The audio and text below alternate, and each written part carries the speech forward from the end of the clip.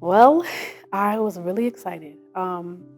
So I just happened to look at my portal in the Francis Marion University portal for the financial aid, and I saw that it said like, oh, there was a scholarship awarded, and I was like, oh, maybe they are the wrong student, and I was like, okay. So I emailed my professors, and I was like, hey, this just popped up on my portal, and they were like, oh yeah, we recommended you to be the recipient of the scholarship, and I was like, no, you didn't. I was just so excited, so thankful. And I told them, they know all that I've been through trying to, being from New York and trying to fund going to school.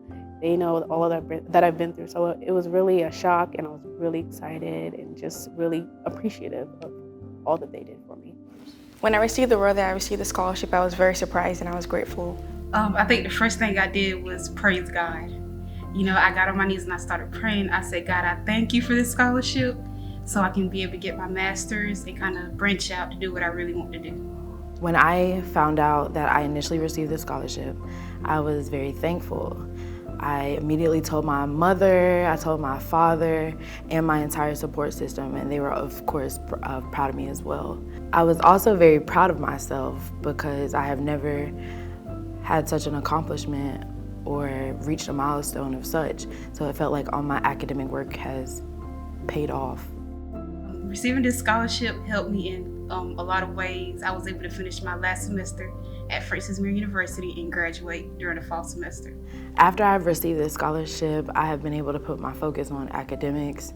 Every semester I have the goal of getting the dean's list or the president's list, so it allows me to work less hours and be able to do more research, figure out what type of career I want to do in life, dig in so I'm able to be successful after college as well. Receiving this scholarship has impacted my schooling by making it possible for me to be more focused on my educational goals.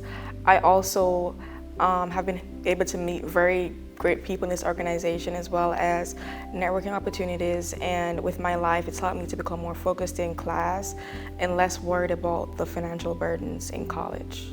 It helped me stay in school, right? Because had I not received the scholarship, I would have had to drop out. I would have had to, forfeit or, leave. And that's really not what I came here for. I left New York. I'm 500 miles away from my family. I came here so that I could finish, so that I could pursue my dream.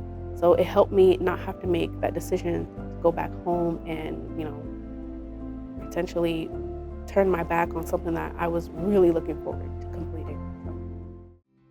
Thank you to the staff of the coalition and each individual donor for helping relieve this financial burden on each of the recipients.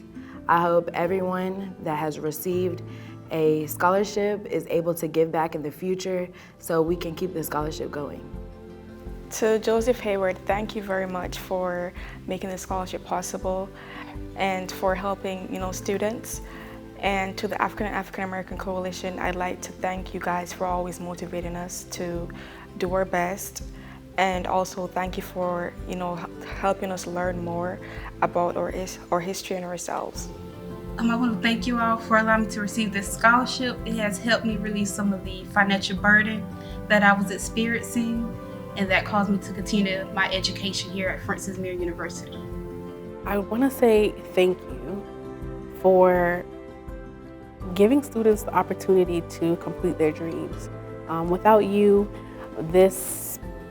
I would not have been able to pursue this. I am really appreciative, and I just can't thank you enough. And Dr. Frida Campbell, I really do appreciate all that you did and all the hard work you put into our program. I wish that you were here to see this and see how wonderful that we've turned out and see all the students that you paved the way for. I know you're looking down and you're happy, and I'm glad that you were able to do this for us. We definitely have some big shoes to fill, and I hope that we're making you proud. Good evening. Distinguished guests, university leadership, sponsors, coalition members, students, families, and friends. On behalf of the Francis Marion University African American Faculty and Staff Coalition, It is my honor and privilege to welcome you to our Student Scholarship Gala. Tonight, we gather not only to celebrate achievement, but to affirm promise, perseverance, and possibility. This evening represents our very best, the very heart of our mission, supporting students, investing in their dreams, and reinforcing the belief that their potential is indeed limitless.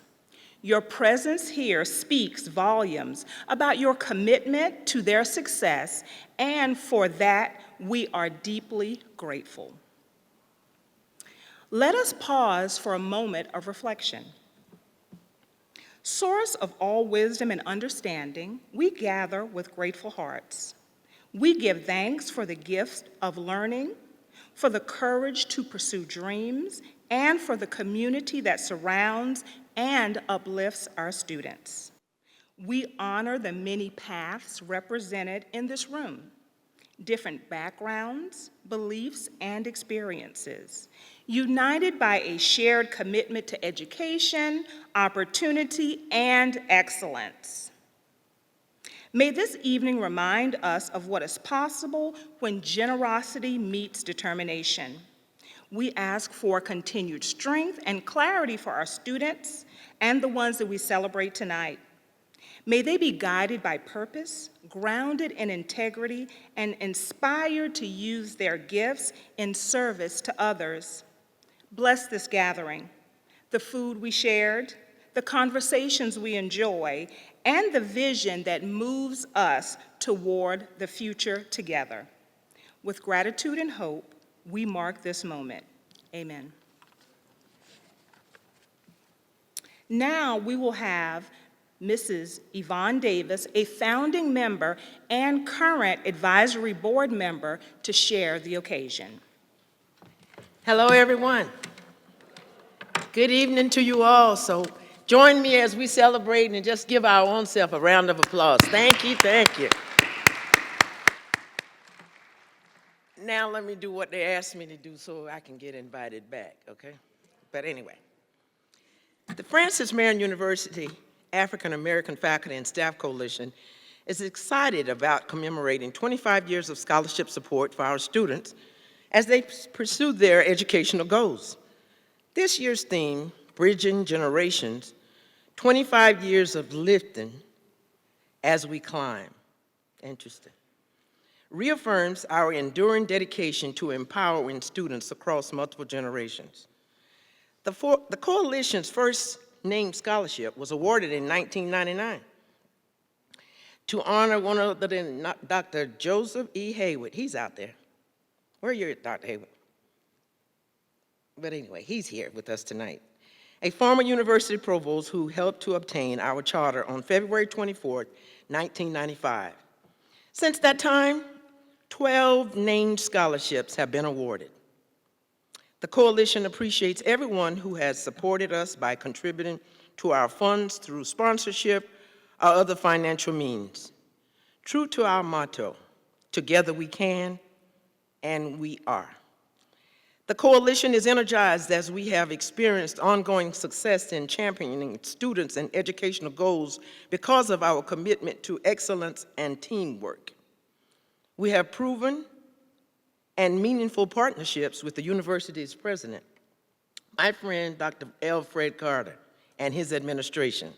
Of course, the FMU Foundation, the FMU community, and the greater Florence community, which includes supportive individuals like you and me, and not to forget the supporters from surrounding counties.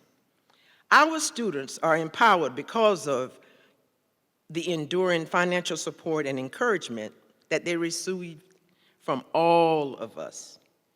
Your presence here to help celebrate our 25 years of scholarship giving is greatly appreciated. So thank you again for coming. Now, up next to the podium is none other than Ms. Tanika Goss, who's the recipient of Dr. Dorothy Harris Graduate Student Scholarship recipient, and she's gonna give us some of her expressions of gratitude. Thank you. Good evening, everyone. My name is Tanika Goss, and I am a third-year high school science teacher, and I am a past recipient of a coalition scholarship. There are moments in life when quitting seems easier than continuing, moments when the world says, "You can't do this," but I stand here today knowing God says I am more than enough. I hold on to his word because he promises in 2 Chronicles 7:14, "If my people who are called by my name will humble themselves and pray and seek my face and turn from their wicked ways, then I will hear from heaven, and I will forgive their sin and will heal their land." I believe that promise, and I know it applies to each of us in our own journey.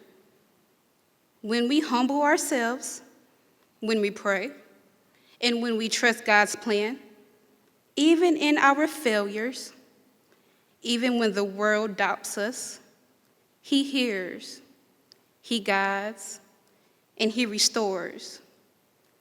My journey here has been anything but easy.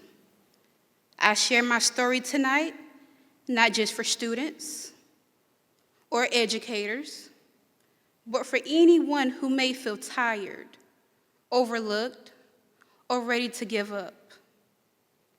Because maybe this is exactly the reminder you need to keep going. During my undergraduate years, I faced some of the hardest challenges of my life. I failed organic chemistry, not once, not twice, but 3 times. Those struggles didn't end in the classroom. They followed me into my praxis exams, which I failed at least 10 times. I had to stay an extra 2 semesters just to retake the praxis exam before I could even begin my student teaching. There were moments I questioned myself, my abilities, and even God's plan for my life. The weight of failure was heavy, and the pressure to quit or take the easier road was real. But here's what I learned. The devil don't fight the ones he already have. He fights the ones he don't have. Even in my failures, God never left me. And he reminded me that he doesn't call the equipped, he equips the called.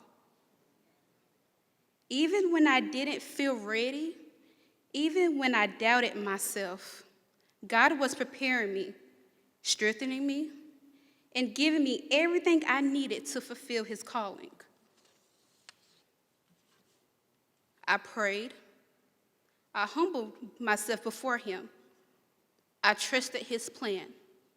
And by his grace, I passed praxis exams, earned my 2 degrees, and stepped into the classroom to do what God put me here to do: teach, inspire, and pour into young lives.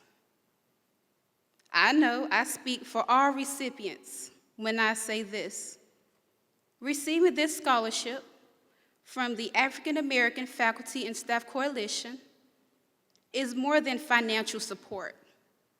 It is a tangible reminder that God sees our perseverance, honors our faith, and continues to open doors that we cannot open on our own.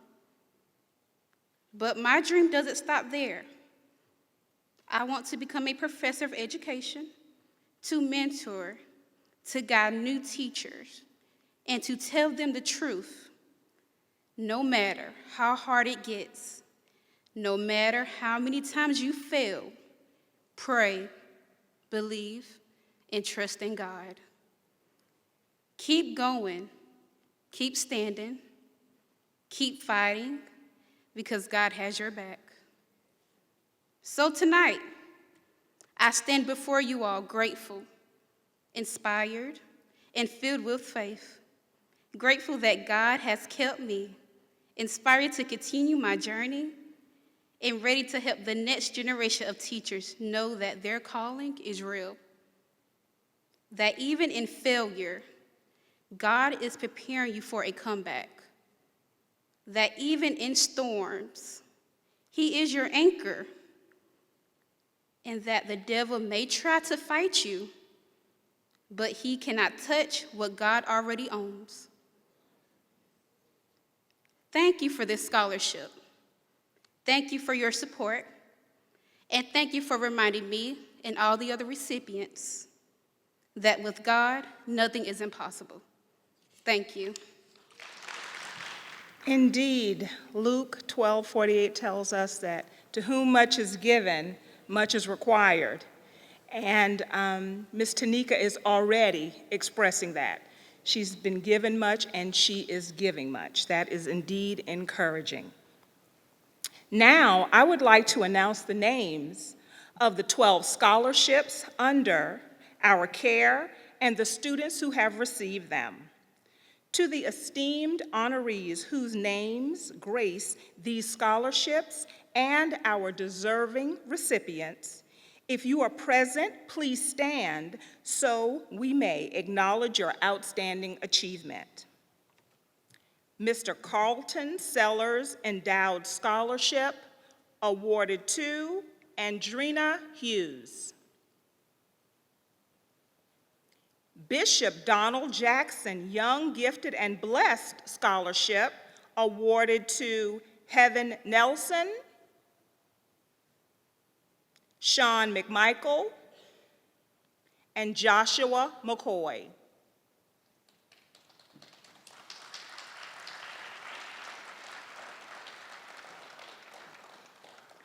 Dr. Joseph E. Hayward Endowed Scholarship, awarded to Ruth Ann Brown,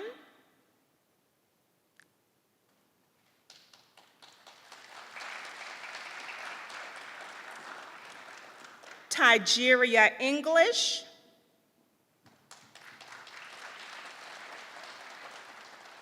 Ian Grant, and Ambrelle Jenrette.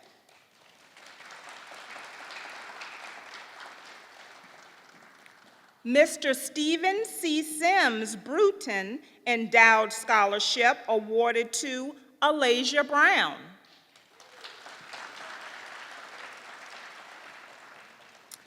Dr. Leroy Peterson Endowed Scholarship, awarded to Preston Smith.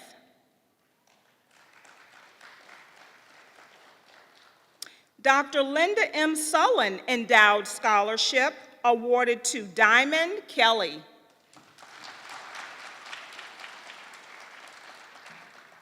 Mrs. Yvonne G. Davis Community Service Endowed Scholarship, awarded to Faushina Washington.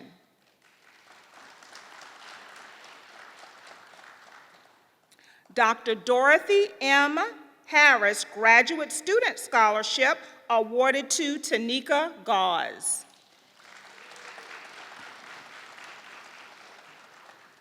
And Dr. Alfreda Campbell Wilson Endowed Scholarship, awarded to Camila Green.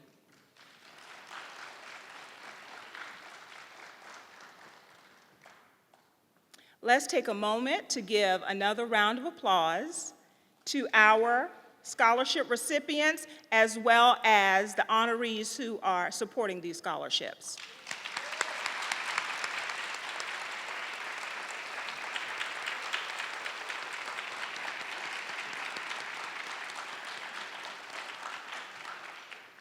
Thank you. Scholarships entrusted to our care that are awaiting to be awarded includes the Miss Rebecca S. Lund Scholarship, the Miss Yvette Hammond Pierce Graduate Studies Fellowship, and the Mr. H. Fashawn Brown Jr. Endowed Scholarship.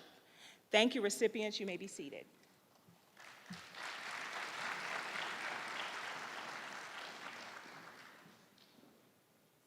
At this time, I would like to invite the award-winning Young Gifted and Blessed Gospel Choir of Francis Marion University to the stage for a musical selection.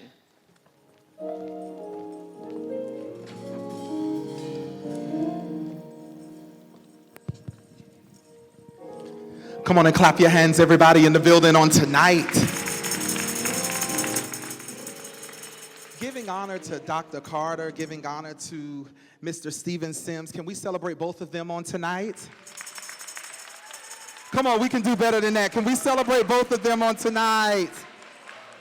We honor you. We thank God for you all. And also to our advisor emeritus who still sticks with us every step of the way, the legendary Dr. Donald Jackson. Can we celebrate and honor him, Bishop Jackson, on tonight? You know we love you so much. We are so honored to be here. We are so grateful to the African American Faculty and Staff Coalition who make it possible that the award-winning Francis Marion University YGB Gospel Choir can continue the legacy of great gospel music and going all over this nation. We had the opportunity this past year, this aggregation of young people to represent Francis Marion University in Washington, D.C. with Congressman Clyburn. It was a wonderful time, and then after that, I'm sure that you all saw where we were invited by Governor Henry McMaster to be a part of the governor's tree lighting this year. And so we're definitely honored and excited about all of the great things that are happening. And to these young people who get the opportunity to serve all around being ambassadors for Francis Marion University, the beloved institution that we love and adore, and many of you have graduated from. And so we're grateful and we're honored. And we live by a mission of telling the good news. Look at your neighbor and say, tell the good news. Come on and say it real good. Say, tell the good news. The song simply says that if the Lord has done anything for you, you ought to run and tell that. Please give Dr. Tyvon Hickman and the choir a hand on tonight. Come on, can we clap our hands in the room? Come on.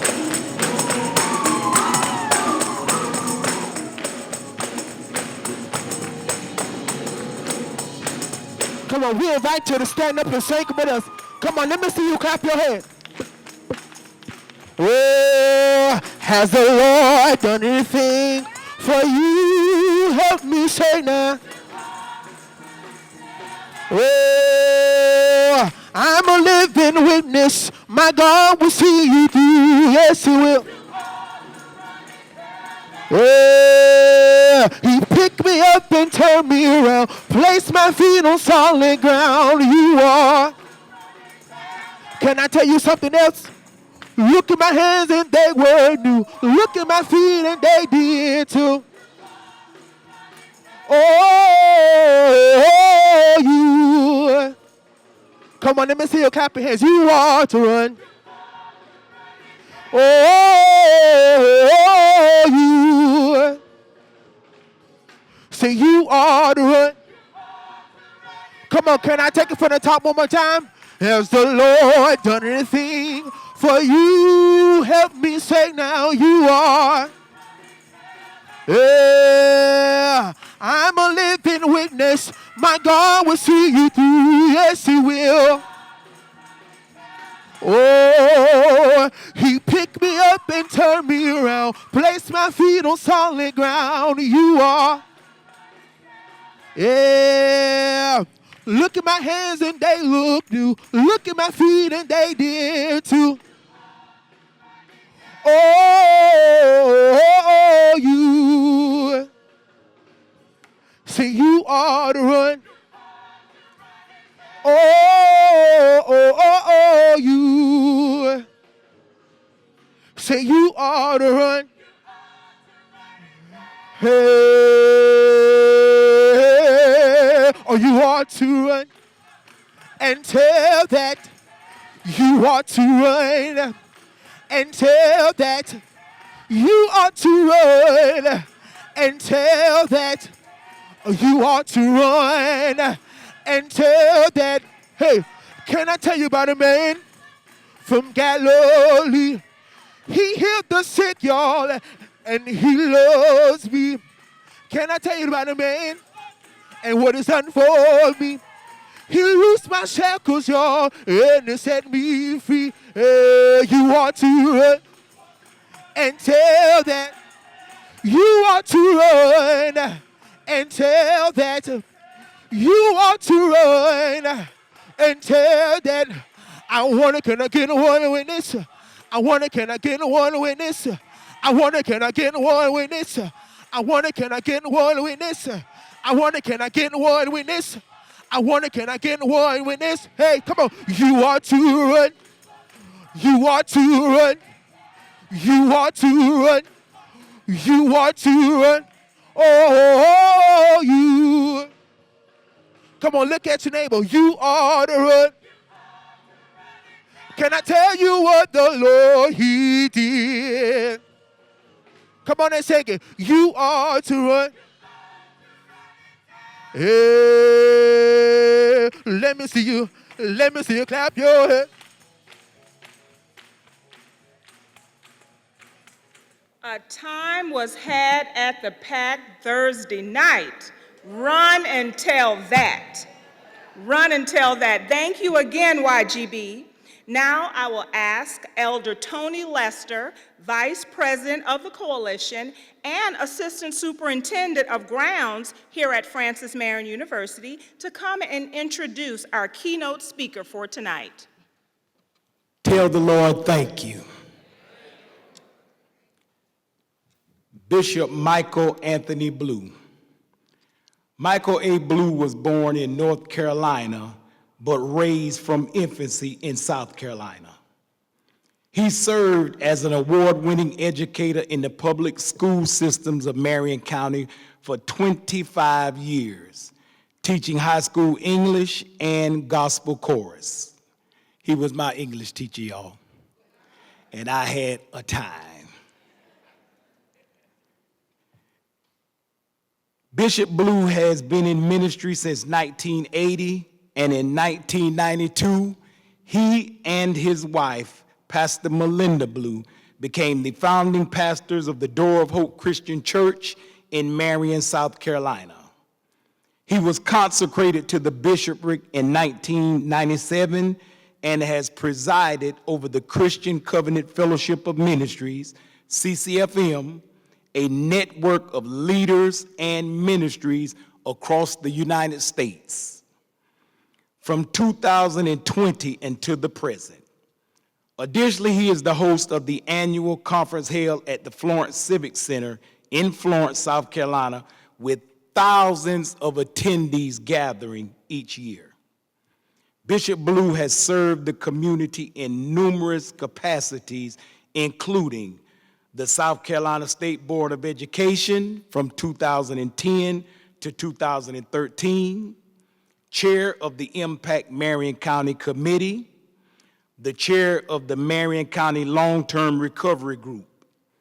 He holds a Bachelor of Arts in English from Francis Marion University. Let us give him a hand. As well as a honorary doctorate from this institution. Bishop Blue is also the author of Building Credibility in Leadership, Principles for Secondary Leaders. Furthermore, Bishop Blue is committed to teaching others how to grow their relationship with God through prayer. This is demonstrated every Tuesday, Thursday, and Saturday of the week by hosting the Prayer Journey on Facebook Live and YouTube. You need to check it out. It is awesome. In addition to pastoring the Door of Hope Christian Church, he is also the senior pastor of the St. John of the Apostolic Faith in Camden, New Jersey, along with his wife, Pastor Melinda, of 33 years. They are the loving natural parents of two, Michaela and Michael II, BJ, and are spiritual parents of many across this nation.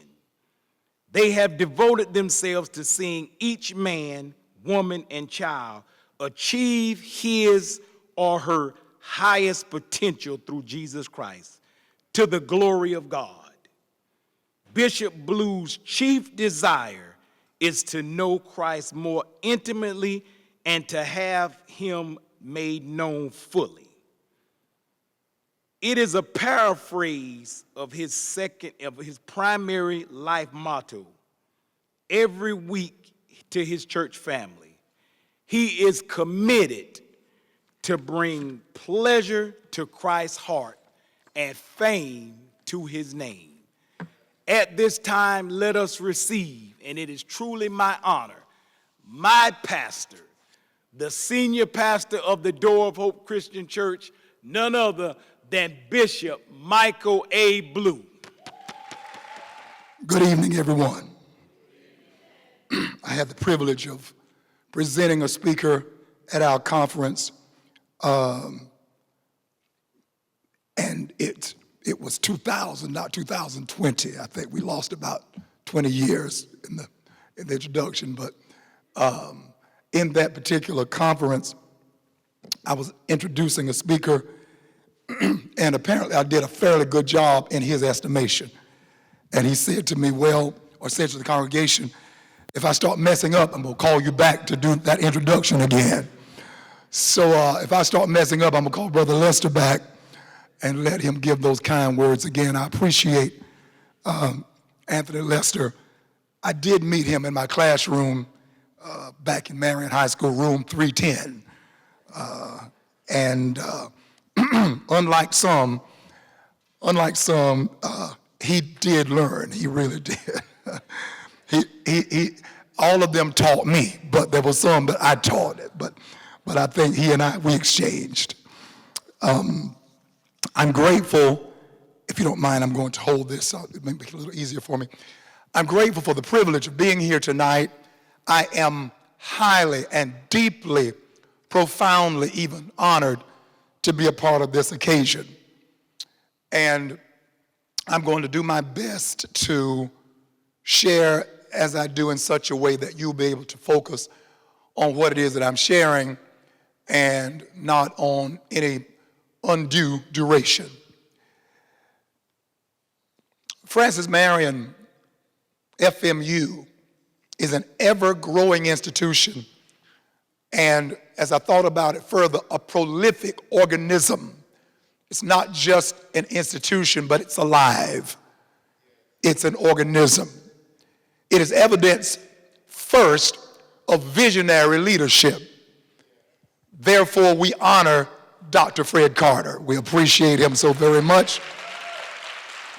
And all of those who have stood before him in that capacity. It is evidence concomitantly of a visionary community. Francis Marion is a visionary community. The Board of Trustees, all of the FMU administration, faculty, and staff. And so please give all of them a round of applause. And finally, it is evidence of a visionary community that is diverse without division. And I salute, consequently, the African American Faculty and Staff Coalition, its leadership and its membership, and the great work that it is undertaking, as is very prevalently seen here tonight. Would you please give the African American Faculty and Staff Coalition a round of applause? And most importantly, Francis Marion is an evidence of vision because of the ever-growing student body that is producing some of the best and brightest in South Carolina, the PD region, the state, the nation, and the world. If you agree with that now, you've got to clap your hands. As I listened to Miss Tanika Goss, I was tremendously touched by your testimony. It was very powerful, and thank you for sharing. And again, it's evidence that this is not merely an organization, but an organism, and that the AAFSC is a microcosm of that organism. I want to say that I honor all of the great leaders, to Mr. Sims Bruton, to again, Mr. Lester, to all of those, our hostess tonight, Dr. McClam Mack, and to all of the luminaries and dignitaries who populate this Performing Arts Center here this evening. I am humbled to be in the presence of so many that I've looked up to for so many years, and they have been trailblazers, and they have been template setters and prototypes for many, and I am one of those privileged many. And so I'm blessed to be a part of this evening. I do acknowledge my wife, Pastor Melinda Blue, who's sitting with me. I appreciate her. And while you're clapping, may we appreciate YGB and the great work that they just shared with us, great presentation that they shared with us. I'd like to move now to our presentation. And I was reading some things about this great organization, the African American Faculty and Staff Coalition, and I was taking note that this is the 25th year. And so looking at that and looking at the fact that it was established quite a few years ago, I was looking at history and looking at things like political developments and cultural developments and even entertainment developments that went on during that time. As a matter of fact, I went back to 1995, as it was stated that Dr. Hayward and Dr. Vickers signed the charter agreement that established the African American Faculty and Staff Coalition of FMU on February 24th, 1995. So I look back at 1995 to see what was going on during that time that might be notable to us and might raise some memories. The Million Man March took place in 1995 on October 16th. The release of the Windows 95 operating system by Microsoft took place. World Trade Organization was established. The release of the first version of the popular web browser, Internet Explorer. What were we doing before the internet? Listen to this, 1995. The development of the PlayStation by Sony. The introduction of the DVD format. The launch of the first digital camera by Kodak. And then I looked at the movies because some things are more important than others, and so I know entertainment means a great deal. And I looked and saw that the highest grossing films of 1995 included Pocahontas, number 4, Apollo 13, number 3, Batman Forever, number 2, and number 1, anybody know? Toy Story by Disney was the number 1 highest grossing film of 1995. And so 1995 was a colorful year in more ways than one. And that's when this great movement was birthed. And so this evening, I want to talk about such moments. I'm calling them exceptional moments. And the title of our talk is Trigger, T-R-I-G-G-E-R, Trigger, there's more to the story. Trigger, there's more to the story. What we mean when we say an exceptional moment, we simply mean it is a time that proves to be pivotal in an individual discovering and fulfilling destiny. Let me say that again. When I say an exceptional moment, I mean it is a time that proves to be pivotal in an individual discovering and fulfilling destiny. And then what do I mean when I say trigger? I mean something that provides propulsion in a very general sense. Whether we're talking about trigger in the concrete, literal sense of a firearm, or whether we're talking about trigger in the abstract sense of those things that can affect us emotionally, whether positively or negatively.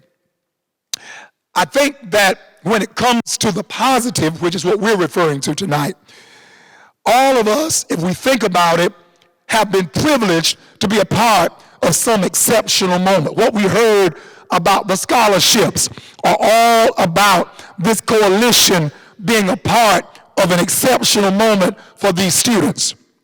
Parents rearing children are privileged to be part of an exceptional moment.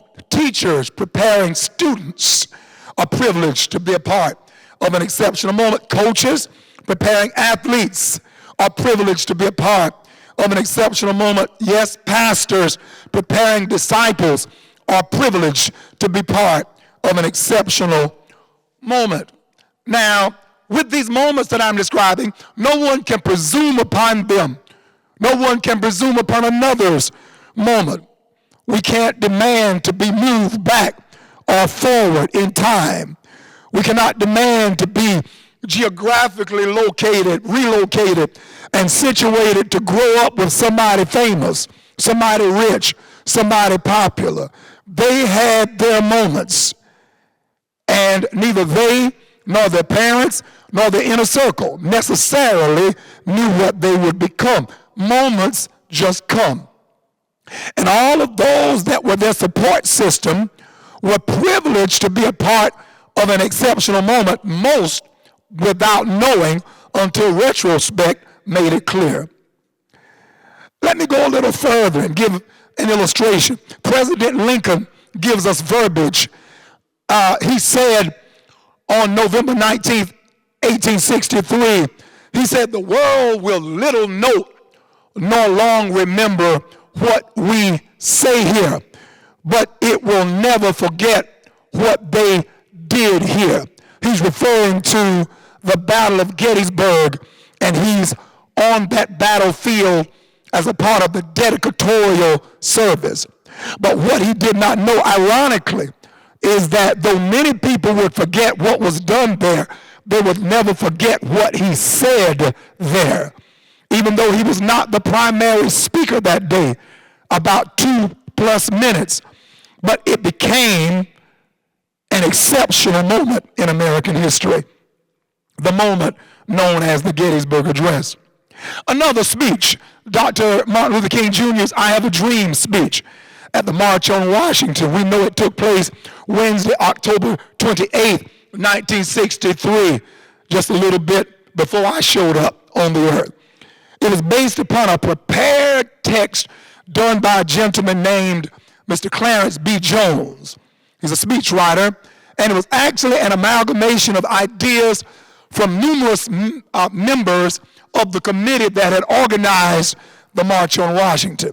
And Mr. Jones took notes from first this one, then that one, then the other, 7 or 8 contributors, and meshed that into the speech that Dr. King was going to give the next day. And when he heard the speech, that is, Mr. Jones heard the speech, he was deeply impressed. Dr. King was an orator of the first magnitude anyway, but Mr. Jones was deeply impressed at how well Dr. King captured that diversity of thoughts. And so the speech flowed, but it flowed as a normal speech until there came an exceptional moment. Now, before we go further with Dr. King's exceptional moment, what makes an exceptional moment? I'd like to give you 5 contributors to an exceptional moment. First, people of faith believe that an exceptional moment begins and ends with divine providence. In other words, we believe that there's purpose and destiny for each life that goes far beyond what is readily perceptible until it hits in that moment. Secondly, we understand that it takes perspective on the part of the individual. He or she may not have the foresight as to what is to come, but still there's something in that person. Much like our presenter, Ms. Goss, earlier, there's a vision of doing something good. She said it was a calling, something noble, something worthwhile for others and for oneself. That perspective must include a healthy self-image, because it's difficult to love one's neighbor if you hate yourself. Then thirdly, with perspective comes passion. If there's going to be an exceptional moment, an individual must have passion. And sustaining of that passion is necessary, because there will be a price. That's the fourth thing about an exceptional moment. There will be a price to pay. There will be suffering. There will at times be pain. Now, sometimes the payment is up front. At other times, the payment is in installments. But everybody has to pay for an exceptional moment in life. Exceptional moments are expensive. There can even be a balloon payment required at the end. Ask Lincoln, ask Gandhi, ask Malcolm X, ask Dr. King. There can be a balloon payment at the end of an exceptional moment. And then finally, number 5, I told you it takes providence, perspective, passion, price, but finally, it takes partners. None of us exist to ourselves. It takes a team to do anything significant. Some of you may have had an upbringing by someone who perceived that raising you was a part of an exceptional moment. And maybe they taught you that. Maybe your parents, maybe some other loved one taught you that you're somebody special. We are still in the aftermath of the mourning period for Dr. Jesse Jackson, who popularized the phrase, I am somebody. And so perhaps you were raised knowing that you were and are somebody. But in so many cases, there have been those who did not have anyone in their lives who gave that kind of validation. Didn't have anybody expecting them to succeed or to achieve or to arise.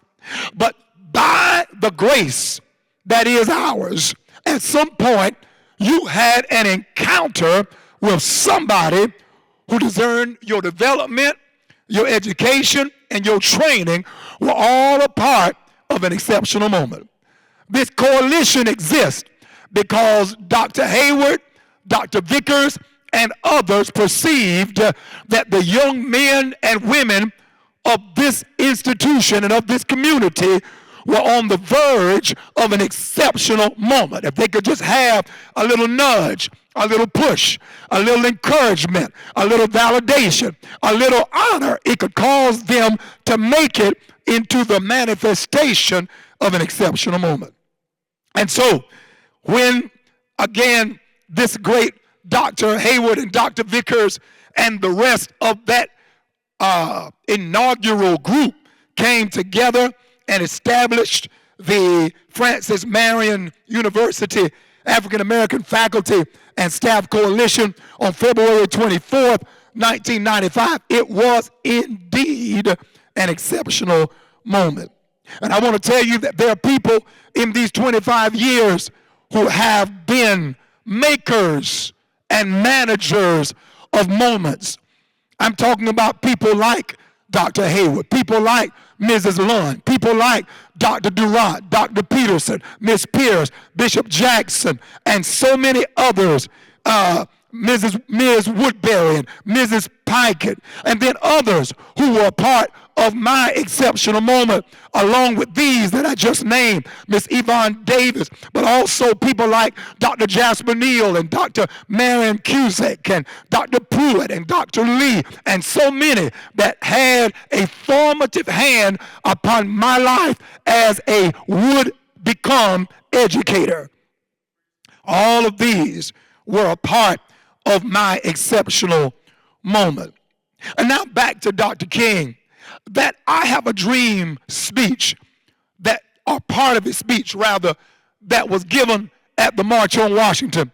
Many of you know that this was not a part of his prepared notes. You know that he had what Mr. Florence had developed and what the committee members had suggested. That's what he did all the way down to the 7th paragraph of the speech.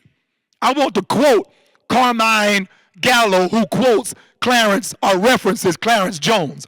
This is what she writes. In the 7th paragraph, sound man, if you could help me just a little bit. In the 7th paragraph, something extraordinary happened. King paused. In that brief silence, or shall I say, in that moment, Mahalia Jackson, a gospel singer and a good friend of Dr. King's, shouted, "Tell him about the dream, Martin." Not many people heard her. Jones heard her, Ted Kennedy heard her, and Dr. King heard her. Here's what happened next. Jones saw King push the text of his prepared remarks to one side of the lectern. Another eyewitness said he turned it upside down. He shifted gears in a heartbeat, abandoning whatever final version he prepared. He had given himself over to the spirit of the moment. Jones, the speechwriter from last night, Jones leaned over to the person standing next to him and said, "These people out there today don't know it yet, but they are about to go to church." You understand that Dr. King took it from merely a speech to a prophetic sermon. And he began to talk about the dream that he not went to sleep and had, but stayed awake and had. A dream that, even though the terminology had been used in prior speeches, this was the moment when that speech would touch the world. ABC, NBC, CBS captured the entirety. Then President John F. Kennedy, this was his first time hearing a full-length speech by Dr. King. So deeply impressed was he that he began to move toward the legislation agreeing with and encouraging what would become legislation favoring the African American in that day. And even after his demise, then Vice President Lyndon Baines Johnson saw to it that that initiative and that passion was carried out into his administration. Only because there was a moment, there was an exceptional moment at the mall, at the March on Washington. And listen, it is true that the March on Washington was impressive, but Dr. King was already nationally known. But this thing catapulted him. It thrust him. It pivoted him into another orbit. And what I need you to understand is that although we celebrate Dr. King, and we should, and we reflect with admiration on those great patriarchs, both African American and Caucasian American, from that day and from that movement, that moment would not have occurred if there had not been a little singing lady sitting in the audience who heard the speech and said, "That's good, but I know you got better in you. Tell them about the dream, Martin." And when Mahalia said, "Tell them about the dream," something shifted in Martin. Something pivoted in Martin.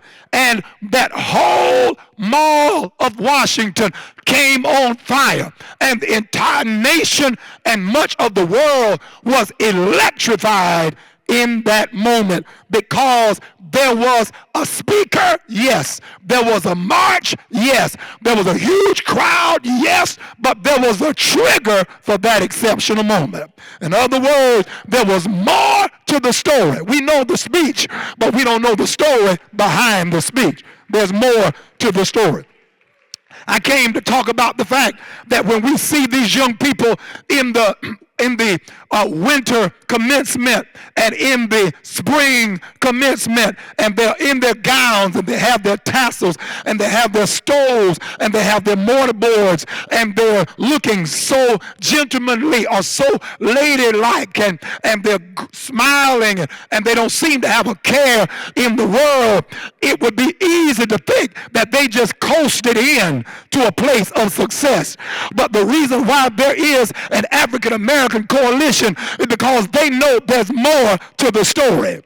They know that even though they may be smiling now, they've been crying a long time. Taking the praxis 10 times, taking organic chemistry 3 times. There's more to the story. People who look at you now, they'll think you got it made, Sister Gauls. Your students will have no idea what all you went through to become what you become for them. But make sure you always let them know there's more to the story. Let them know that somebody triggered me into this place. Somebody triggered by giving, triggered by making a donation, triggered by taking resources that they could have used for a vacation, or could have used for a second home, or could have used just to lavish it upon themselves. But somehow they decided that I want to use my resources to trigger someone else into an exceptional moment. May not be my child, may not be my ethnicity, may not be my church denomination, may not live on my side of the street, but I want to be a trigger so that they can experience an exceptional moment. Well, I wasn't invited for that, but I will tell you that Mr. Jones said that when Dr. King got to the I have a dream part, Mr. Jones said, these people don't know it, but he's getting ready to take them to church. Well, I'm not going to take you to church, but I am going to take you briefly to the scripture, because there is a movie. I mentioned movies earlier. There is a movie that is very popular in this day and age. It is a movie called David. It's an animated movie. It's a wonderful movie, and it's family fare. So anyone, whether you're a person of faith or whether you're just somebody who enjoys a good story of the underdog rising up, it would be beneficial or enjoyable to you. The story of David is one with which most of us are familiar, particularly that moment of his, that exceptional moment of his, where a little Jewish shepherd boy, armed only with a sling and a shepherd's bag with 5 smooth stones, goes out before a gargantuan beast of a man, if he was indeed a man, called Goliath. And he has been trained in warfare from his youth. And David has spent the majority of his time in the pasture land taking care of his father's sheep. However, there's something in him that says, I've got to handle this giant. I've got to face this thing that is intimidating my people, intimidating my brothers, intimidating my countrymen, even intimidating my king. And oh, my dear brothers and sisters, we live in a day of massive intimidation.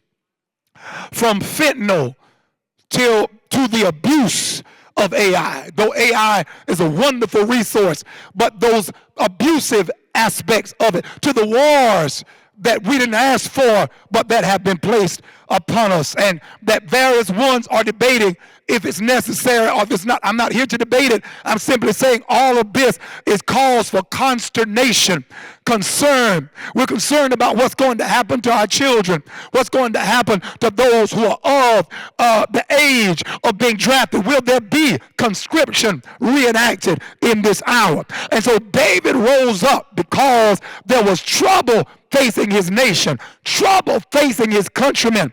And David went and used what he had. He didn't have what the folk on the hill had. He didn't have what the wealthy, the rich, and the famous had, but he used what he had. He used his sling and he used his stone. And I found out that when you are on the right side of history, and when you're walking into destiny, and when providence is on your side, and when you have perspective and passion, and you understand the price, and you've got the right partners, what you have will prove to be enough. And so what he did is that he took the stone and he took the sling and began to sling it and ran out to meet Goliath. He didn't run from the problem. He didn't run from the mountain, but he ran to the mountain, ran to the obstacle and faced it head on. And the scripture says that he released the stone, and when he released the stone, it sank into the forehead of the Philistine giant. And the Bible says that he fell on his face. The giant fell on his face, and David went and ran and stood up on him and took his own sword out. And I think you know the rest of the story. But my dear brothers and sisters, what I want you to understand is that ever since many of our childhood, we knew the story of David. From our childhood, we knew that David killed Goliath. We knew that David was the little fella who took charge when there was a big problem. But here's what your Sunday school teacher may not have told you. Here's what the pastor may not have told you. Here's what your Bible storybook may not have told you. Because even though the story is named the story of David and Goliath, it's not all about David. No, it's not all about David, because even though David was the one who had the sling and David was the one who slew Goliath, there were two armies on both sides. There was an army on David's side and there was an army on Goliath's side. And what David became and what Goliath became were symbols. Goliath did not have the power to overcome the Hebrew army, and David did not have the power to overcome the Philistine army, but they were symbols. And Goliath was an intimidating symbol, a fearsome symbol, and David was a courageous symbol and a possibility symbol. And so when David killed Goliath, that was not the victory. When David killed Goliath, it did something for the army. You see, before then, the army was all crouched down, and everybody was howling, and everyone was cowering, and everybody was afraid, and ooh, what's going to happen to us? And oh, none of us are a match. But once David showed that a little man can take down a big giant, everybody got their strength back. Everybody got their courage back. All they needed was a trigger. What I'm trying to tell you is that David became a trigger, and his army rose up and they defeated the Philistines. But the victory came when somebody was willing to pay the price to be a trigger. I'm telling you, this African American coalition of the Francis Marion University, composed of faculty and staff, I want to say to you, you do not have enough resources to take care of all the needs of the young men and women who want to be a part of the Francis Marion University. I want to say that those of you that are here who've already given, who've endowed scholarships, who are contributing to scholarship, you don't have singularly the resources to make all of this happen. But if you will just decide to be the trigger, if you will just decide to take what little you might have or what moderate that you might have and put it on the line, and take your little bag of 5 stones, take your little bag and your little sling and begin to wind up. I don't have the full strategy, but I'm winding up. I don't know what's going to face us, but I'm winding up. I don't know if it's going to cost me more than I can afford, but I'm winding up, and I'm getting ready to release this thing. And when I release it, I believe God is going to catch it and kill the giant. God is going to catch it and sink it down into his forehead. And so as I close by pointing out to you that when David killed Goliath, David climbed from obscurity to notoriety. from being unknown to being nationally and internationally known. But notice that he didn't just climb, but as he climbed, he lifted his nation. Our theme is 25 years of climbing and of lifting. You see, it's not proper if you're really conscientious, if you're really a true servant. It's not about you climbing and you're leaving everybody else behind. But a true spirit of a servant is that although I'm going up myself, I'm carrying somebody with me. Not only am I going to be blessed, but somebody else is going to be blessed. Not only am I going to achieve, but somebody else is going to achieve. Not only am I going to reach for greatness, but I'm carrying somebody else on my journey to greatness. I'm telling you, we've got some more Davids in the room, and we got some Davettes as well.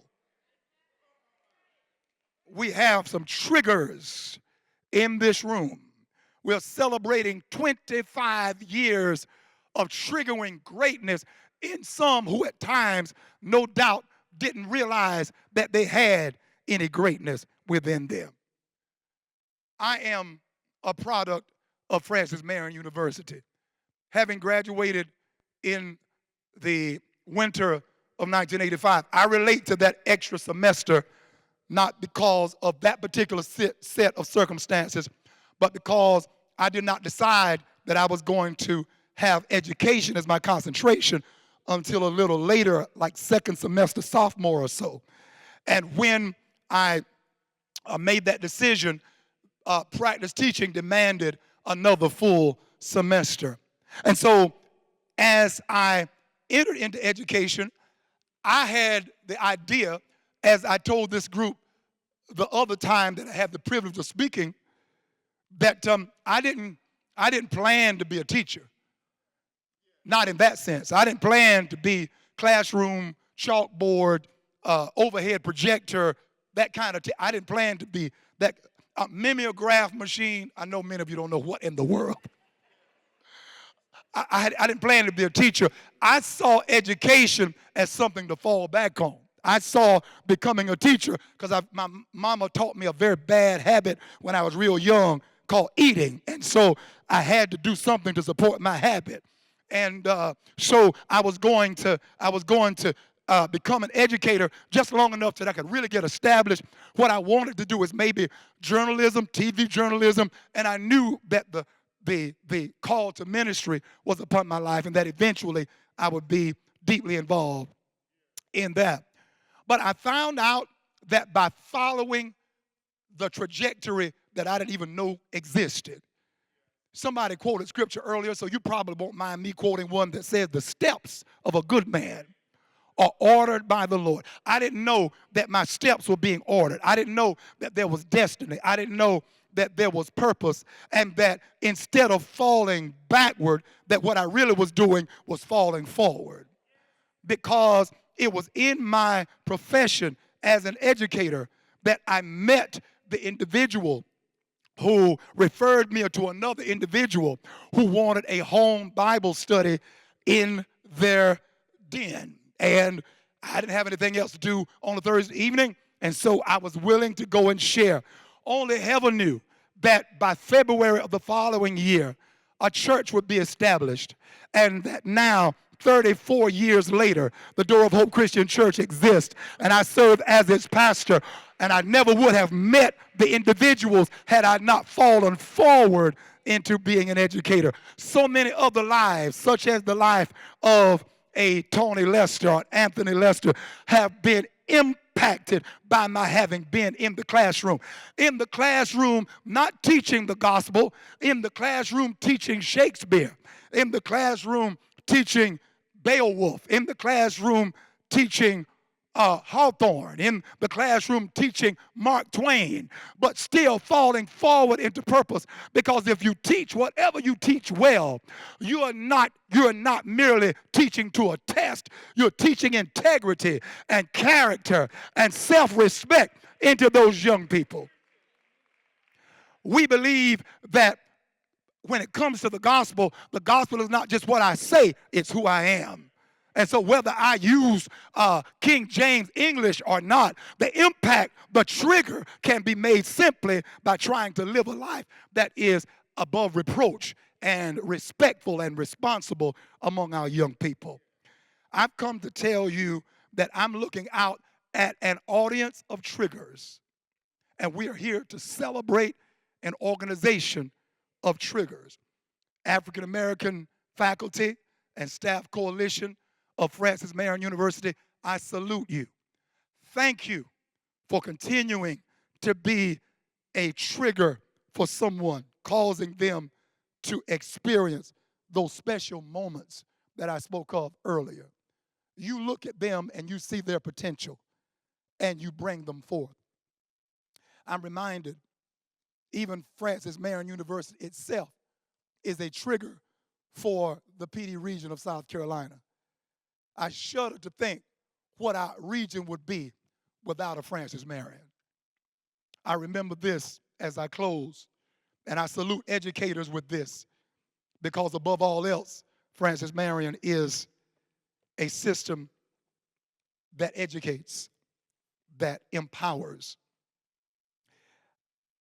I've told students about this story. It's somewhat apocryphal.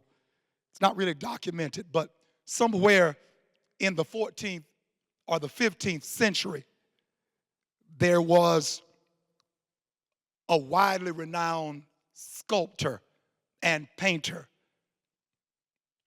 Michelangelo. Some pronounce it Michelangelo Buonarroti. And he's known for the Sistine Chapel. He's known, the ceiling that is, he's known for the great Moses sculpture. But one of his best known sculptures is his sculpture named David. And when you look at Michelangelo's statue of David, it is the moment just after he's killed Goliath. And so the head of Goliath is at his feet. His sling is still in one hand. You can see the veins. You can see the tendons as he holds his hand. And he's muscular. He's well built. And his hair, everything is in its place. Again, it's an apocryphal story that someone asked Michelangelo, how in the world, how in the name of all that is holy, were you able to accomplish such a great masterpiece? How were you able to bring about such a great work? And the story is told that Michelangelo said this. He said, this is what happened. He said, I saw a huge block of marble. And upon scrutinizing the block of marble more closely, I looked in the marble and saw David struggling. And I took my hammer and my chisel and released him. In other words, Michelangelo said he was there all the time. He just needed a trigger. He just needed someone to release him. And I remember after having told that story in one of our meetings at school, a fellow teacher told me later that a student that was not the most pleasant student to deal with came to him and said, Mr. whatever his name was, am I your block of marble? Ladies and gentlemen, that's what this process is all about. This process is about all of this aggregation having the discernment to look into blocks that have come out of poverty, that have come out of abuse, that have come out of abandonment, that have come out of neglect, that have come out of stories that are more horrible than the worst horror story that you may know of. But inside that block, there's a David trying to get out. Inside that block, there's a hero, there's a champion, there's a heroine trying to get out.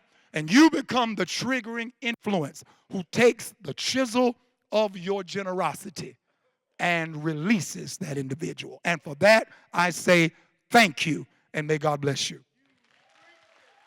An exceptional moment in 1995 triggered an idea that triggered a movement that created the coalition. We are here because that group pulled the trigger to action, which has and will enable many opportunities for exceptional moments to come, yours and mine. Thank you so much, Bishop Blue.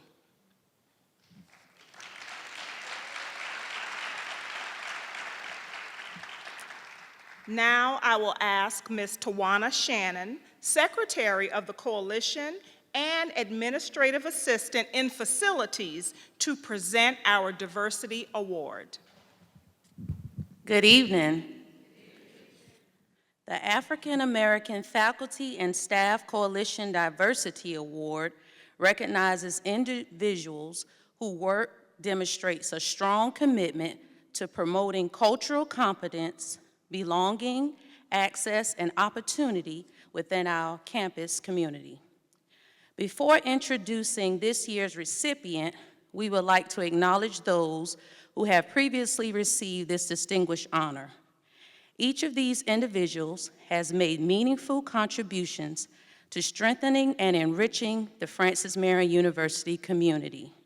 As I call your name, please stand if you are present so that we may recognize you. 2010, Dr. Rebecca Lawson. 2011, Dr. Louise Venters.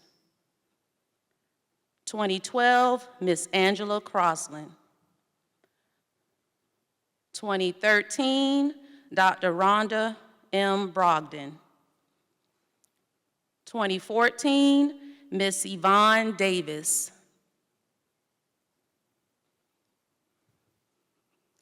2015, Mrs. Crystal L. Graham. 2016, Dr. Will Waddles. 2017, Mr. Jason H. Owens. 2018, Dr. Ruth A. Whitman Price. 2019, Dr. Shana A. Ritten.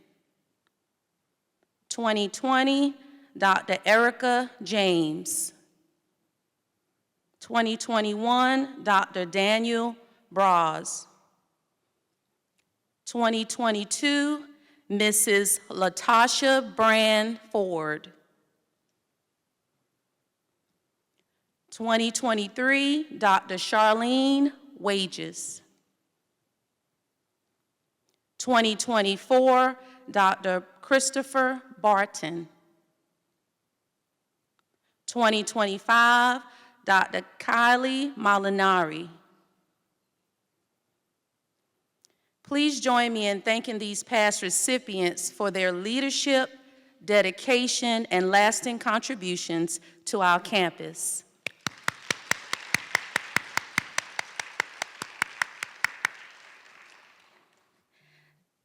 Tonight, we recognize an individual whose journey at Francis Marion University reflects perseverance, service, and a sincere commitment to helping others succeed. This individual's connection to the university began in the late 1980s as a student.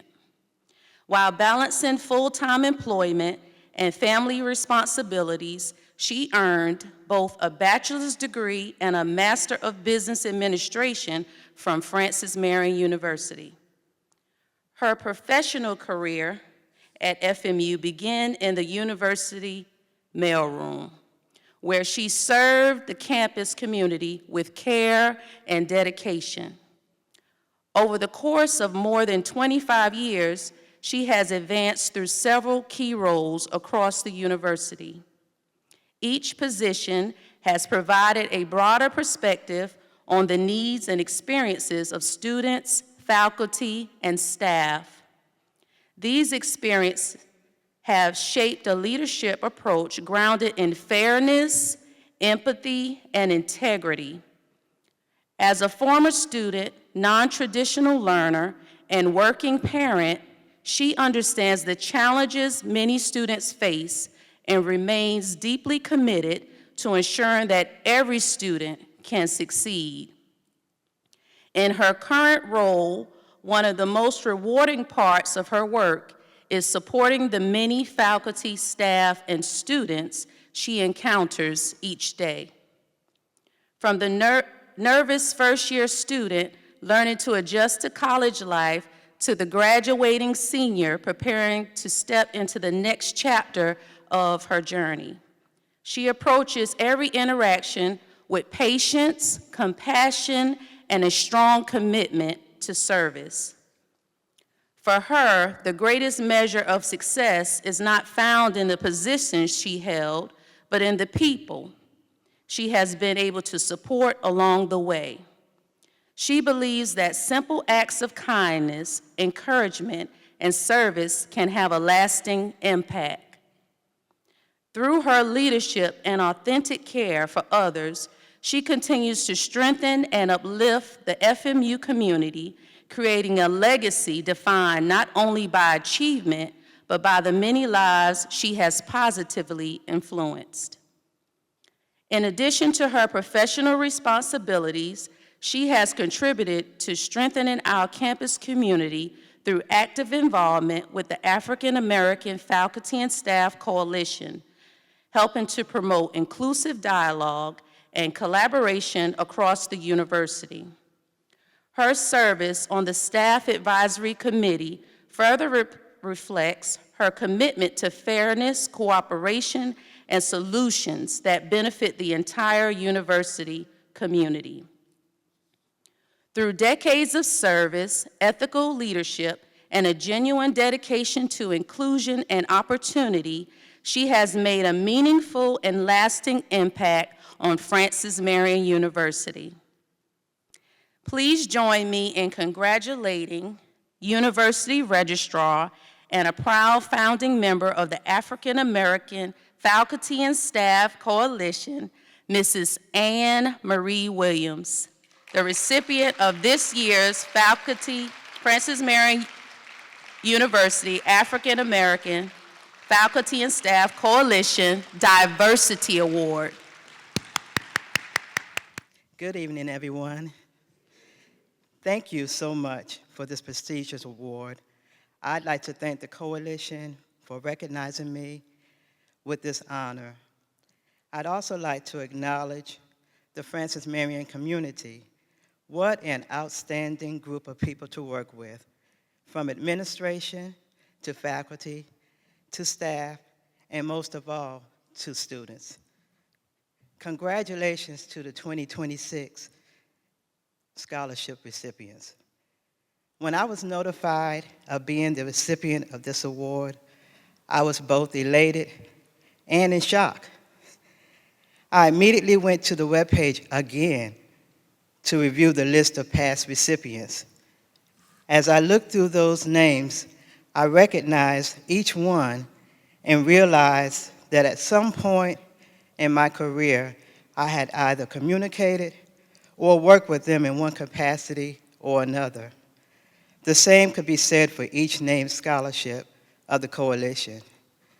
So how do I fit into this impressive group? I feel like I'm stepping into the shoes of giants whose determination and efforts have successfully paved the way for our next generation to earn a competitive, quality degree from Francis Marion University. In my work, I encounter students at all stages of their academic journey, from the curious freshman attending orientation to the senior proudly walking across the stage at graduation, and even those who decide to continue their education by pursuing a master's or doctoral degree. These students come from many different backgrounds and carry with them their own unique identities, but they all share one common goal: to pursue higher education and earn a degree in a program where they feel they can succeed.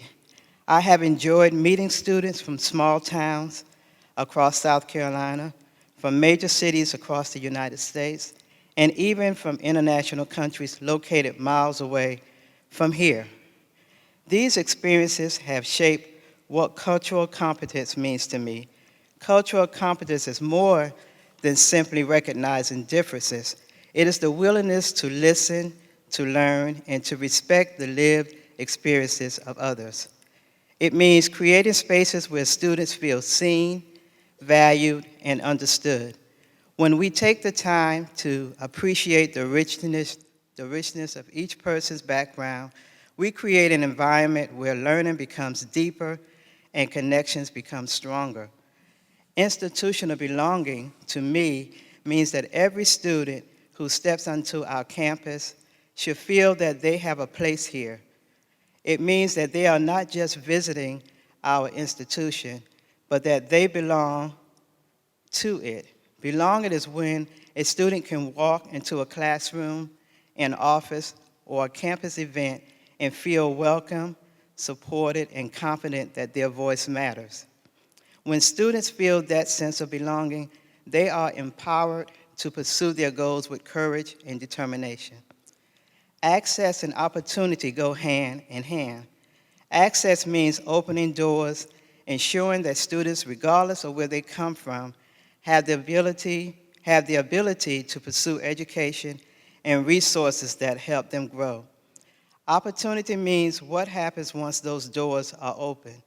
It means providing the support, guidance, and encouragement that allows students to thrive once they arrive. Our responsibility is not only to invite students in, but to walk alongside them as they pursue their dreams. I would not be standing here today without the support of many people. First and foremost, I thank my God, who has guided my path and given me the strength and purpose to serve others. I thank my pastor for spiritual and encouragement and wisdom throughout my journey. I also want to thank my mother and my immediate family for their constant love, support, and belief in me. Their encouragement has been a steady foundation that has allowed me to pursue my work with passion and dedication. Finally, I want to thank the students. You are the reason we do this work. Watching you grow, overcome challenges, and reach milestones is one of the greatest privileges of being part of the Francis Marion community. Your determination reminds us every day why access, opportunity, belonging, and cultural competence matter. I am truly honored to accept this award, and I promise to continue doing the work that helps open doors, build bridges, and support the success of every student we serve. Thank you all very much, and I wish you all a great evening. At this time, I want to thank you all for allowing me to stand before you tonight. It has been my pleasure. Now, we will conclude our program with closing remarks from the president of Francis Marion University, Dr. L. Fred Carter, followed by the president of the African American Faculty and Staff Coalition, Mr. Stephen C. Sims Bruton. Thank you.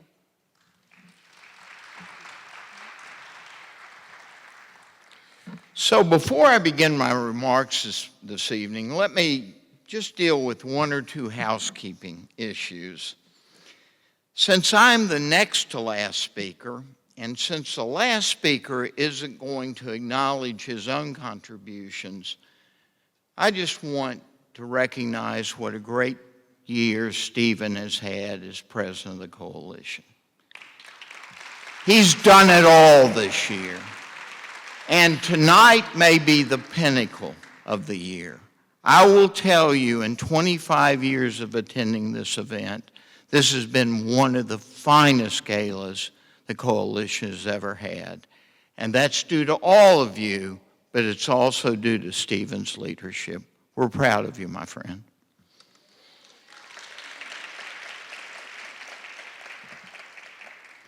Now, a word or two about Bishop Blue.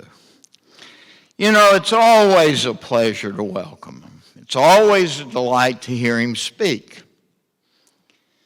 In my 25 years here, 27 years here, he's been on campus a lot. As a commencement speaker, to receive our honorary degrees, as an MLK speaker, more than once, to help with our community work, to let us help him with his. I believe we even once had a book signing for him on our campus. Well, you get the picture. He's one of us and always will be. He is one whose face, whose heart, and whose soul represents and says Francis Marion University. But Michael, let's have a personal conversation. Our friends won't listen in. You know, I look at your accolades and I look at your biography. And every year I see it grow and develop. But I'm disappointed, my friend. The one accolade I want to see on here before I pass is Governor of South Carolina.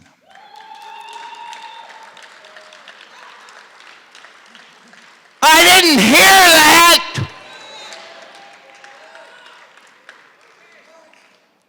I'll help you raise some of the money.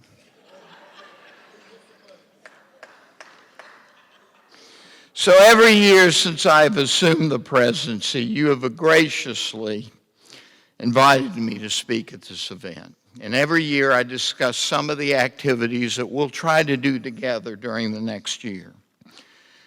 But this year, given all the turmoil and friction that has spread across the country, I wanted to talk about a topic a little more germane and relevant for all of us sitting here. This topic goes to the very core of why we're sitting here. So, why does the university love and value the coalition so much? Why is our kinship so strong?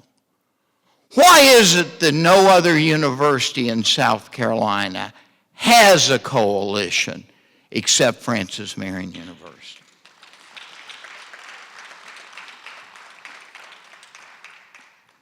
You know, I'll move through these quickly. I could talk about them for a month. I won't. I've thought about them a great deal over this year. I believe there are 4 answers to these questions. Number 1, we share the same values. And that begins with the types of students we're meant to educate. Underserved, first generation, hoping for opportunity and chances, and every person in this room believes it's our obligation to provide those chances. All of our students are all of our children. They belong to every one of us here. If you don't believe that, you don't belong in this room, and you don't belong at this university. There are other places you can work. There are other places you can go. If you can't embrace the students that we have at Francis Marion, you've made the wrong choice. I'm going to pause here just for a second, for a moment of levity. Miss Gauze, let's talk about organic chemistry for just a second. You know, you're not the only person in this room who struggled with organic chemistry. I took organic chemistry as a sophomore. I failed the first exam. I went back and studied so hard for the midterms and failed that. I pulled an overnighter for the third exam and failed that. And then I went to see the professor, and I said, look, I'm sorry, but I don't get it. It's just a bunch of C's and H's and O's up on the board, and none of it makes any sense to me. Ms. Gauze, does that strike a bell? And he says, well, Carter, what do you want from me? And I said, could you possibly reach into your heart and help me get through this class? And he said, well, study for the 4th exam. I said, Professor, that's not going to do any good. He said, let me ask you 2 questions. Mr. Carter, do you ever intend to be a chemist in your life? I said, no, sir, I do not. He said, will you ever take another chemistry course? I said, sir, I will assure you I will never take another chemistry course. My final grade in that course was a D minus. A D minus. So, dear, you listen very carefully to me. It seems to me that you're on the proper course to become a university president in the future.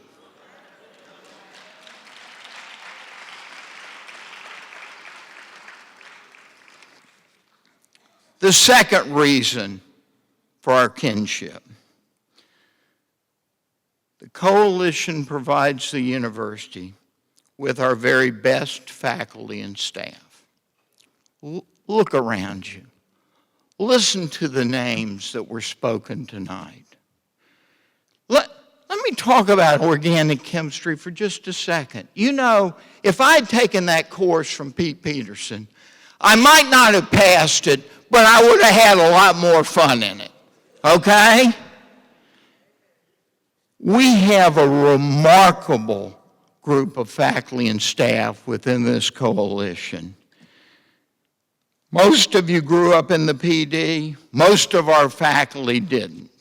Nothing wrong with that, but you know, when I go into one of our service areas to recruit students or raise money, I almost always make a call to a coalition member from that area before I go. Why? You know the people. You know who I should be talking to. You know the leverages in that area. Makes all the difference in the world. You are simply extraordinary.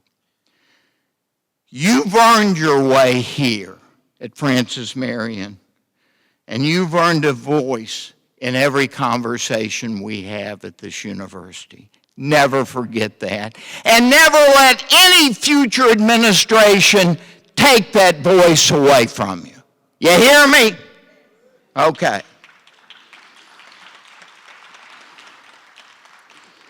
Number 3, the coalition enhances our success across the PD as a whole. You know, you are what makes our university so distinctive among the other 9 universities in South Carolina. You understand essentially what makes this place work so well because you've fought against it your entire life. And I don't care whether we're talking about poor health statistics or poverty, or we're talking about segregation. The truth of the matter is this coalition has been on the battle lines in the PD for decades and decades and decades.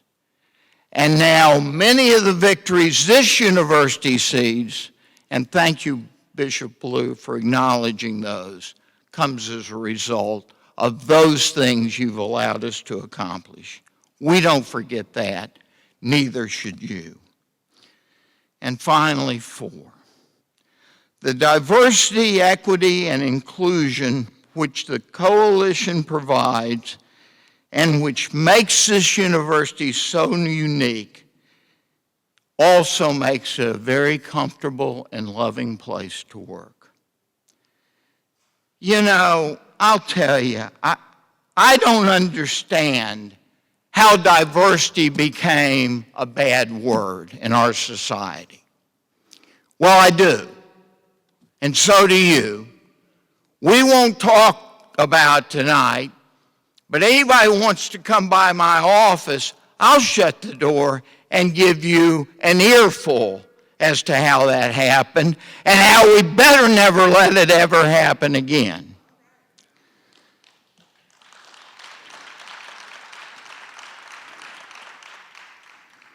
Over the past 27 years, I've watched us support each other, help raise each other's children, take care of one another when we're sick, and I've watched us grieve together when one of us dies. And the coalition members have always been right at the middle of those activities. Now, I will tell you a bit of positive news. We've been worried for the last year about this DEI bill in the legislature. It sailed through the House last year, and we got to work. And we worked hard talking to senators. That bill, for the past year, has been in exactly the same committee in the Senate that it was when they adjourned the session last April. It's not moved at all. We're 11 weeks away from the end of this session. If that bill dies at the end of that session, it's gone. It would have to be restarted again and taken through, and if the Senate allows it to die, everybody in the legislature will know there's no point in bringing it up again, okay? You all understand this, don't you? I know you do. When that DEI bill is dead, we'll have our civil rights back and our voting rights back. Not just African Americans, but all of us.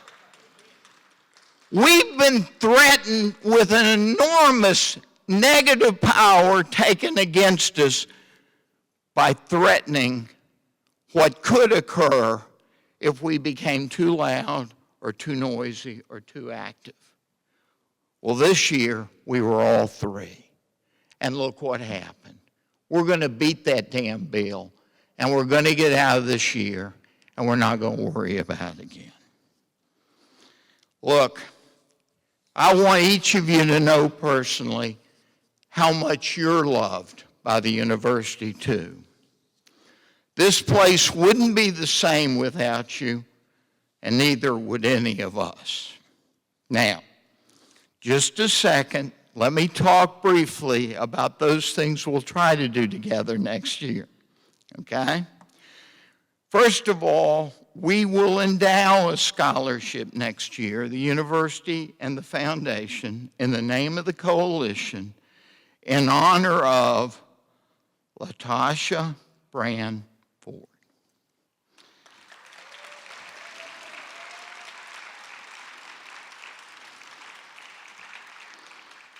Many of you may not know this, but she was my very first student government president when I got to the university.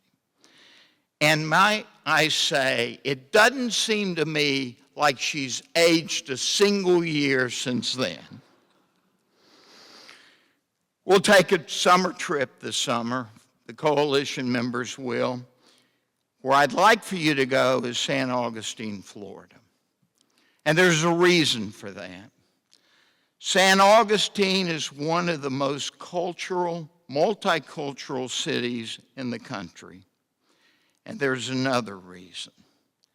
San Augustine was the road back in 1968 to desegregating the state of Florida, with the first riots occurring in San Augustine. You need to see San Augustine. The university and the foundation together will find a way to get you there. It'll be a little smaller trip because it'll be an expensive trip, but there'll be room for faculty and staff, students, and this year, I'd like, if we can twist Aramart's arm, I'd like to have 2 of our dining facilities employees to go with us. They work so hard on behalf of all of us, and I'm fearful they never get the appreciation they deserve. So let's invite them to join us on that trip next year. I will ask, as always, and if you're quiet a second, you can hear her groan. I will ask my dear friend Linda Sullen to plan and direct this trip. I actually think she passed out backstage, okay? My friend, that completes my remarks this evening.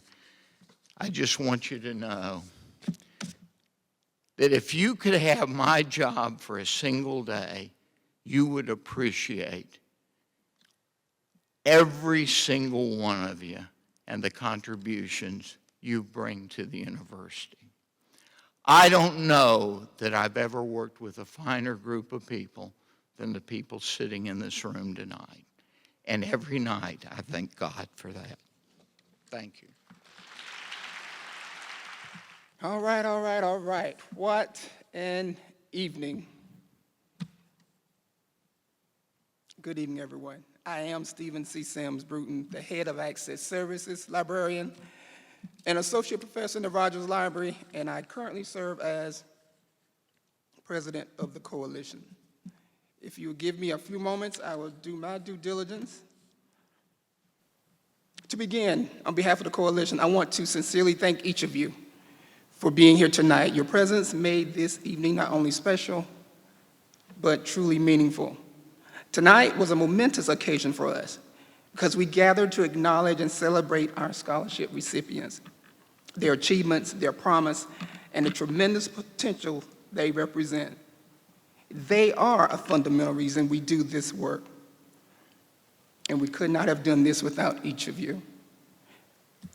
Bishop Blue, thank you for accepting the call to be with us tonight. Your message was blessed and inspired us. And as I said earlier, please accept my apologies for inundating you with emails, but to you and your staff, you've been gracious and we deeply appreciate it. As well as to the members of the Door Hope Church, thank you for supporting him and for supporting us with your presence. We extend heartfelt gratitude, of course, to our corporate sponsors, including Ms. Lockhart and her staffing agency, Spherion, as well as Hope Health, and our premier and legacy donors.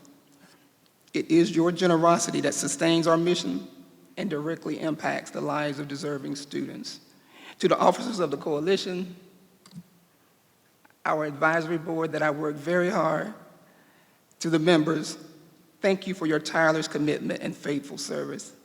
I know I ask a lot of you, but this work requires dedication beyond what is seen publicly, and I'm grateful to serve alongside each of you. To the faculty, the staff, and students, of course, at Francis Marion, to the members of Dr. Carter's senior staff, thank you for your continued partnership and encouragement.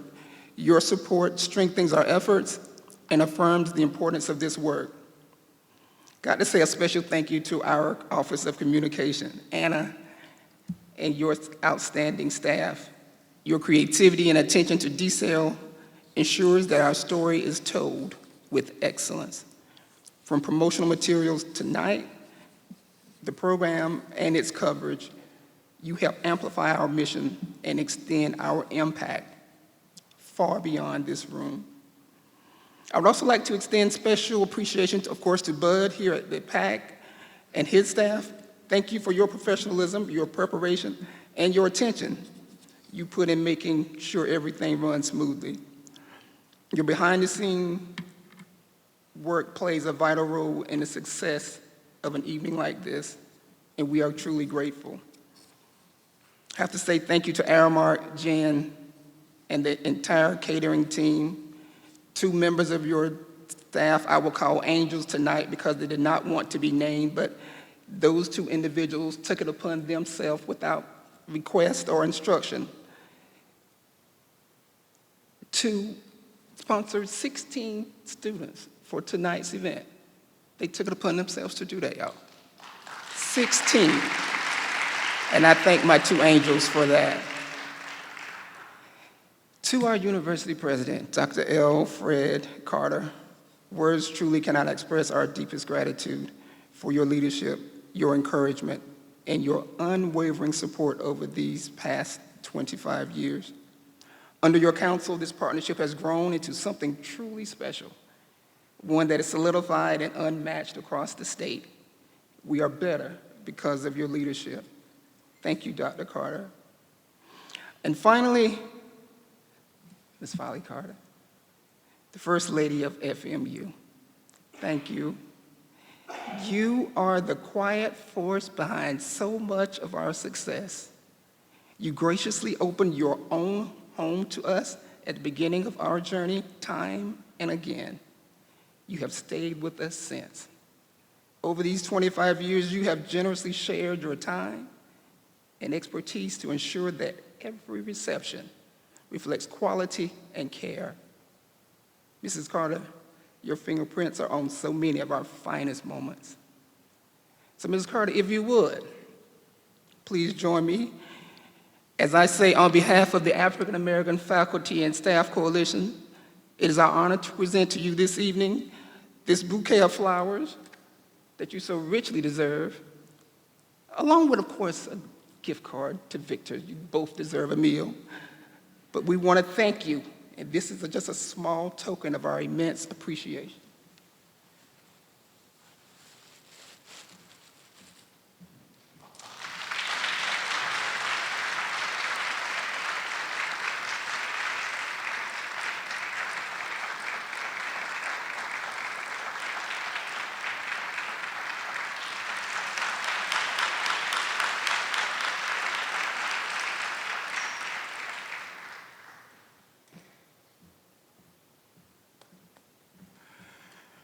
All right, folks, so I thank you for coming. I thank you for believing in our students, and I thank you for supporting the coalition. So I say good night to everyone, and may we continue this important work together.